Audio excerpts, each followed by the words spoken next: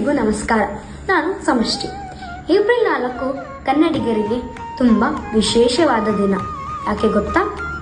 1406 ವರ್ಷಗಳ ಹಿಂದೆ ನಡೆದ ನರ್ಮದಾ ಯುದ್ಧದಲ್ಲಿ ಹರ್ಷವರ್ಧನನನ್ನು ಚಾಲುಕ್ಯ ಚಕ್ರವರ್ತಿ ಇಮ್ಮಡಿ ಪುಲಕೇಶಿ ಸೋಲಿಸಿದ ದಿನ. ಅಂದು ಕ್ರಿಸ್ತಶಕ 619 ಏಪ್ರಿಲ್ 4 ವೈಶಾಖ ಪೂರ್ಣಿಮೆಯ ದಿನ. ಉತ್ತರ ಭಾರತದ ದಿಗ್ವಿಜಯ ಸಾಧಿಸಿ ಸೋಲನ್ನೇ ಅರಿಯದ ಹರ್ಷವರ್ಧನ ದಕ್ಷಿಣ ಭಾರತದ ಕಡೆಗೆ ದಂಡೆತ್ತಿ ಬರುತ್ತಾನೆ. ಆಗ ಇಮ್ಮಡಿ ಪುಲಕೇಶಿಯು ಹರ್ಷವರ್ಧನನ ಸೈನ್ಯವನ್ನು ನರ್ಮದಾ ನದಿ ದಂಡೆಯಲ್ಲಿ ತಡೆದು ಎದುರಿಸಿ ಸೋಲಿಸಿ ಹಿಮ್ಮೆಟ್ಟಿಸುತ್ತಾನೆ. ಉತ್ತರದ ದಾಳಿಯನ್ನು ಹಿಮ್ಮೆಟ್ಟಿಸಿ ದಕ್ಷಿಣ ಪತೇಶ್ವರನಾಗಿದ್ದ ಇಮ್ಮಡಿ ಪುಲಕೇಶಿಯು ಉತ್ತರ ಪತೇಶ್ವರನಾಗಿದ್ದ ಹರ್ಷವರ್ಧನನನ್ನು ಸೋಲಿಸಿ ಭಾರತದ ಪರಮೇಶ್ವರ ಎಂಬ ಬಿರುದನ್ನು ಪಡೆಯುತ್ತಾನೆ.